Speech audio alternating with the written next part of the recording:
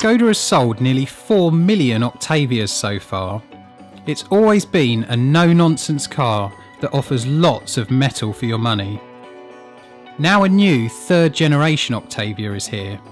It's even bigger, but also more sophisticated and more expensive. Has Skoda messed with its winning formula? Now you probably know that Skoda is part of the giant Volkswagen group, and that underneath this new Octavia is actually the latest Mark 7 Volkswagen Golf. But that's a good thing, as it gives Skoda access to a range of very impressive engines.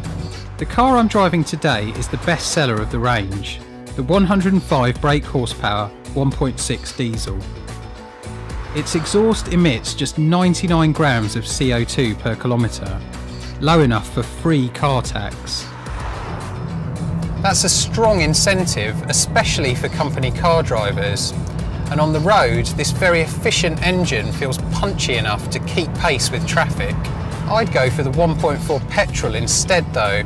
It's more powerful and more refined, and although fuel economy isn't as good, it's £850 cheaper to buy in the first place. Read our guide to choosing between petrol and diesel cars and use our free cost calculator to work out which is best for you. It might share its oily bits with the Golf, but the Octavia is much longer and much roomier inside. There's plenty of space for adults in the back, and the boot is huge. Its size distances it from Skoda's smaller Rapid hatchback and puts it on par with cars from the next class up, like the BMW 3 Series and Hyundai i40. Build quality wouldn't shame the likes of BMW either. The Octavia is well made and well equipped. Even basic S models get Bluetooth, a DAB radio and a touchscreen media system.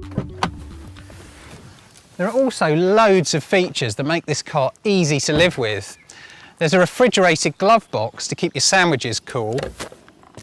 There's an ice scraper here inside the fuel filler, great for winter mornings. And we know which members hate those puncture repair kits and want cars with a full-size spare wheel. And that's exactly what the Octavia's got. That's all very sensible stuff, but perhaps the most surprising thing about this new Skoda is how good it feels from behind the wheel. It takes corners with an agility that makes the old Octavia feel flat-footed, and ride comfort is pretty good too. It's still no sports car, of course, but this is the first time that a standard diesel Octavia has been fun to drive. We've had hundreds of comments from happy owners of the previous two Octavias in the Which Car survey, the largest of its kind in the UK. Let's pick a couple of comments at random. Solid, reliable and good value for money. Forget the badge, look at the quality. And simply, don't hesitate, buy one. Clearly then, this latest Octavia has a lot to live up to. Time will tell if it can win the hearts of owners like the older cars, but my first impressions are very good. Yes, prices have gone up by about 10%, but it's still about £1,500 less than an equivalent Golf. For a car this spacious and sensible, that's still great value for money. Click here to read our first drive of the Skoda Octavia, or read our full lab test reviews for two of its rivals, the Hyundai i40 and Toyota Avensis.